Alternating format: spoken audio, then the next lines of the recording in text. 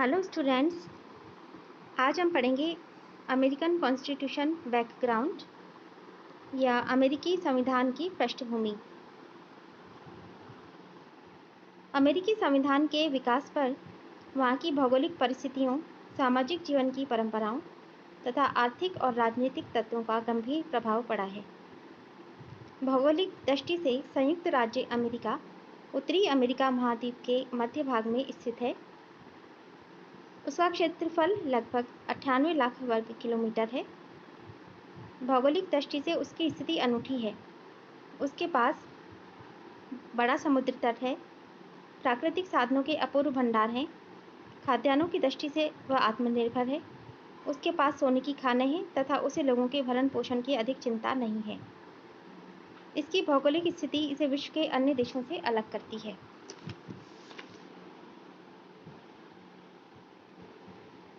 America की पूर्वी और पश्चिमी सीमा पर क्रमशः अटलांटिक महासागर और प्रशांत महासागर हैं। उत्तर में कनाडा और दक्षिण में मेक्सिको जैसे दुर्बल राज्य हैं। इसी भौगोलिक विशिष्टता के कारण पहाड़ी आक्रमण तथा आंतरिक अशांति से अमेरिका सदैव सुरक्षित रहा है। जनसंख्या की दृष्टि से भी अमेरिका एक विशाल देश रहा है। विश्व राजनीतिक नीति में अमेरिका के महत्व का कारण उसकी जनशक्ति भी है। प्रारंभ में उसकी जनसंख्या का अधिकांश भाग इंग्लैंड से आए हुए लोगों का था। इन लोगों के प्रभाव के कारण अनेक उपनिवेशों में अंग्रेजी ढंग की शासन व्यवस्था स्थापित हुई। सामाजिक दृष्टि से अमेरिका विविध यूरोपियन नस्लों, भाषाओं और संप्रदायों के लोगों का देश कहा जा सकता है। अमेरिका कई संस्कृतियों का संगम स्थल बना रहा है। यूरोप के विभिन्न देशों के लोग अपने साथ अपनी अपनी भाषा, रीति रिवाज, संस्कृति और परंपरा भी ले गए, जिससे इंग्लैंड और यूरोप की संस्कृति का मेल हुआ। किंतु यह मेल इतना घनिष्ठ नहीं हो पाया और आज भी अमेरिका में वर्ग और जाति भेद विद्यमान है। भौतिक और शैक्षणिक दृष्टि से अमेरिकी लोगों का जीवन पर्याप्त रूप से उन्नत रहा है। प्राकृतिक साधनों की प्रचुरता से आर्थिक समृद्धि आई और विशाल जल स्रोतों के कारण खाद्यान्नों की दृष्टि से वह आत्मनिर्भर देश बन गया। भौतिक और शैक्षणिक स्तर की उच्चता के कारण अमेरिकी संविधान का सहज विकास हो पाया है। अब हम देखते हैं कि संविधान की ऐतिहासिक पृष्ठभूमि। प्रत्येक संविधान की जड़ अतीत के गर्भ में छुपी हुई है, अतः वर्तमान संविधान के समुचित ज्ञान के लिए उसका ऐतिहासिक ज्ञान आवश्यक है। अध्ययन की सुविधा के लिए अमेरिका के संविधान के विकास को 4 भागों में बांटा जा सकता है। पहला है उपनिवेशीकरण। ये वो समय है जब अमेरिका में विभिन्न देशों के लोग आए। तो उपनिवेशीकरण में हम ये देखते हैं कि देशांतर वासियों का आगमन हुआ। नई दुनिया का इतिहास आधुनिक युग का इतिहास है। 1492 ईस्वी में कोलंबस ने इसके पश्चिमी तट का अन्वेषण किया और कैबट ने पूर्वी तट का। उन दिनों वहाँ भारतीय आदिम जातियों का निवास था, लेकिन धीरे धीरे यूरोपीय राष्ट्रों का आगमन होने लगा। जर्मनी, पुर्तगाल, स्वीडन, आयरलैंड और फ्रांस के लोग आने लगे। यूरोप से इस निष्क्रमण के 2 कारण थे। यानी यूरोप के लोग अमेरिका क्यों जाने लगे थे, इसके 2 कारण थे। पहला कारण था आर्थिक संपन्नता की आकांक्षा। उन दिनों यूरोप के देशों में अपार आर्थिक संकट था, इसीलिए जीविका की खोज में यूरोपीय लोग वहां जाने लगे। दूसरा कारण था धार्मिक विप्लव। 16वीं और 17वीं शताब्दियों में राज्यों द्वारा विशेष धर्म को प्रश्रय मिलता था और अन्य धर्म के अनुयायियों पर अत्याचार होता था, इसलिए उन लोगों को अपना देश छोड़कर नई दुनिया की शरण लेनी पड़ी।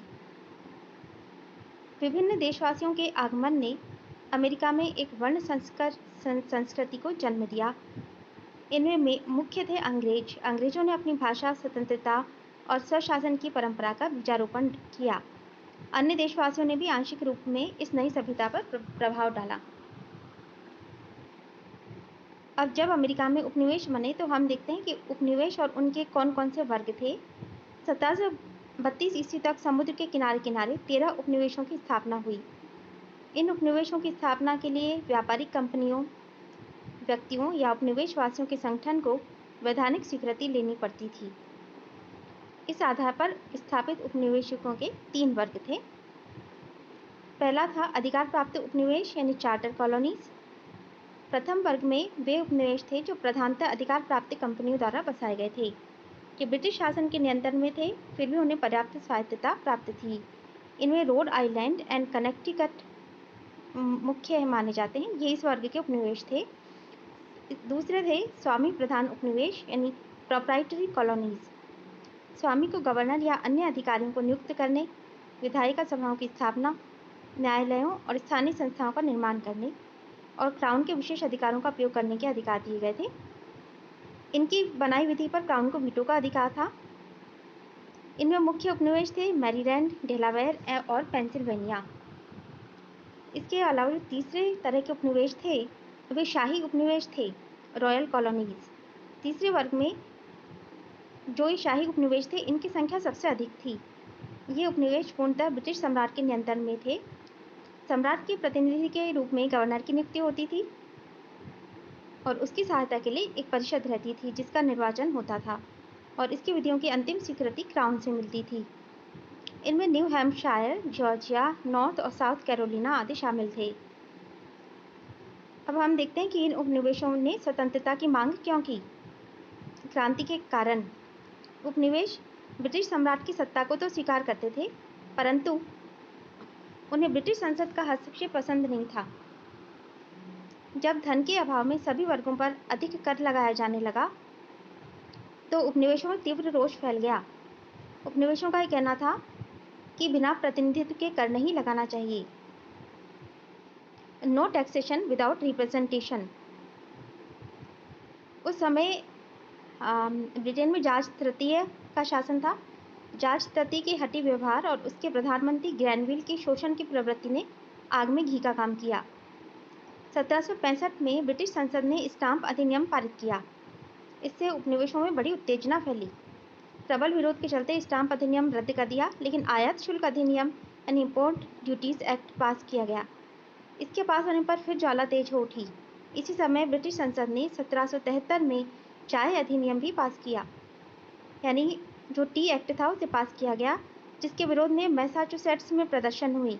16 दिसंबर 1773 को मैसाचुसेट्स के बोस्टन नगर में नगरवासियों ने चाय से भरे हुए 3 जहाज़ों को नष्ट कर दिया। संसद ने पुनः 1774 में मैसाचुसेट्स शासन अधिनियम, मैसाचुसेट्स गवर्नमेंट एक्ट नामक दमनकारी अधिनियम पास किया। इससे अमेरिकी उपनिवेशों में आतंक सा फैल गया। इसके बाद महाद्वीपीय कांग्रेस और स्वतंत्रता की घोषणा हुई। मैसाचुसेट्स के निवासियों ने क्रांति का नेतृत्व किया। उनके प्रयास के फलस्वरूप 1774 ईस्वी में 12 देशों के प्रतिनिधियों का सम्मेलन फिलाडेल्फिया नगर में हुआ, जिसे प्रथम महाद्वीपीय Congress, the first continental Congress कहा जाता है। 1775 ईस्वी में द्वितीय महाद्वीपीय कांग्रेस हुई। जॉर्जिया के शामिल होने से इस बार कुल राष्ट्रों की संख्या 13 हो गई। पहली कांग्रेस की तरह इसमें अप्रत्यक्ष रूप से निर्वाचित जनता के ही प्रतिनिधि थे। इसे अमेरिका की प्रथम राष्ट्रीय सरकार भी माना जाता है। यानी कि जो द्वितीय महाद्वीपीय कांग्रेस हुई, इसे अमेरिका की प्रथम राष्ट्रीय सरकार माना जाता है, क्योंकि इसमें अप्रत्यक्ष रूप से जनता के निर्वाचित प्रतिनिधि ही थे। इसके बाद जब प्रधान सेनापति के रूप में वाशिंगटन ने स्वतंत्रता का नारा बुलंद किया, तो अन्य नेताओं ने भी इसका समर्थन किया। जून 1776 में तृतीय महाद्वीपीय कांग्रेस हुई। थॉमस जेफरसन के नेतृत्व में प्रस्तुत स्वतंत्रता के घोषणा पत्र को 4 जुलाई 1776 को महाद्वीपीय कांग्रेस में स्वीकार कर लिया गया। उस समय से उक्त तिथि को अमेरिका का राष्ट्रीय दिवस मान लिया गया है। यह घोषणा पत्र लॉक के विचारों से काफी प्रभावित था। इसने इंग्लैंड के निरंकुश शासन के विरुद्ध उपनिवेशों के युद्ध को न्यायोचित ठहराया। इसने मानव स्वतंत्रता के उन नवीन सिद्धांतों की नींव डाली जो आगे चलकर समस्त विश्व के लिए प्रेरणा शक्ति सिद्ध हुई। ग्रेट ब्रिटेन और अमेरिकी उपनिवेशों में 6 वर्षों तक युद्ध चला। ब्रिटिश सरकार ने उपनिवेशों द्वारा विद्रोह को कुचलने का प्रयास किया, लेकिन असफल रही। अंत में 19 अक्टूबर 1781 को ब्रिटिश सेनापति कॉर्नवालिस की पराजय हुई और उपनिवेशों की जीत हुई।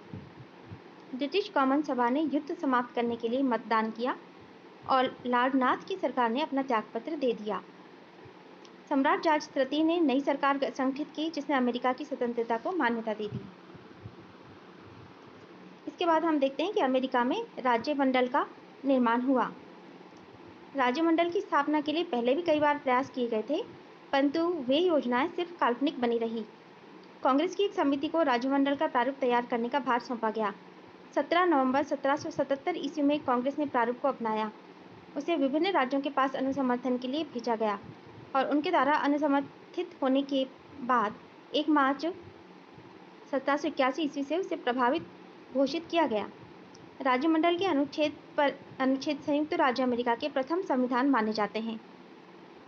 अब हम देखते हैं कि राज्यमंडल की प्रकृति कैसी थी।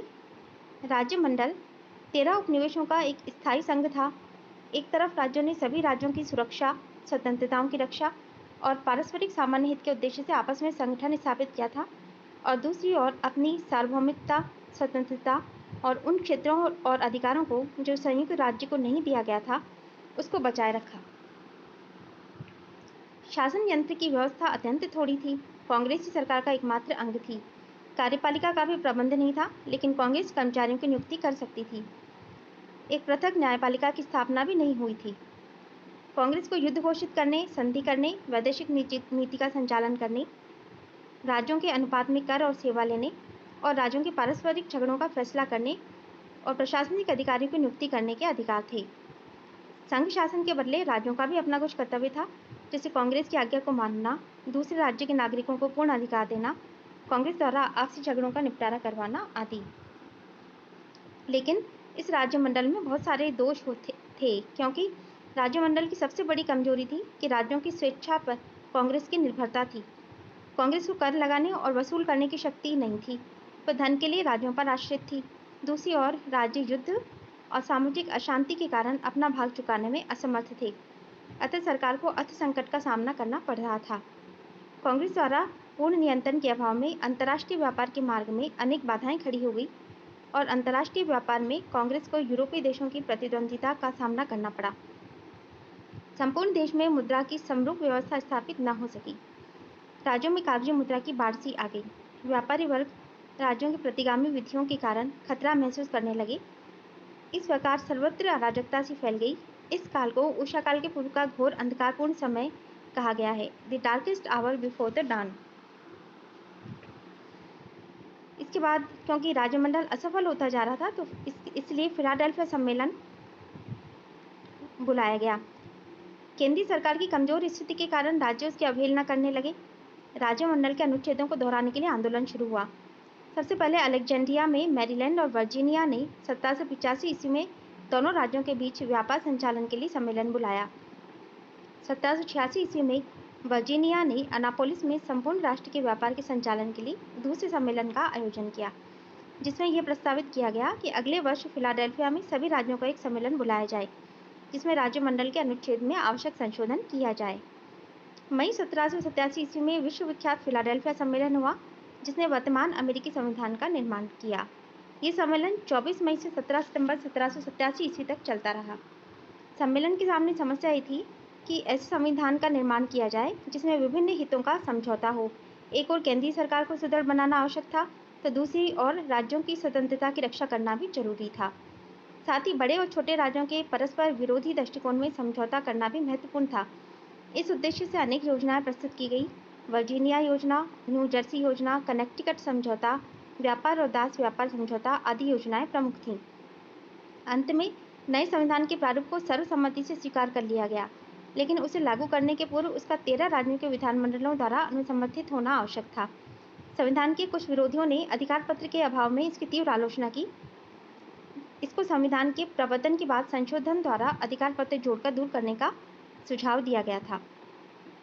21 जून 1788 के दिन संविधान 9 राज्यों के विधानमंडलों द्वारा अनुसमर्थित हो गया और 14 मार्च 1789 में संविधान को लागू कर दिया गया। जॉर्ज वाशिंगटन को प्रथम राष्ट्रपति चुना गया। इस प्रकार राज्यमंडल का अंत हो गया और उसकी ही नींव पर नए संविधान के भव्य और ठोस भवन को खड़ा किया गया।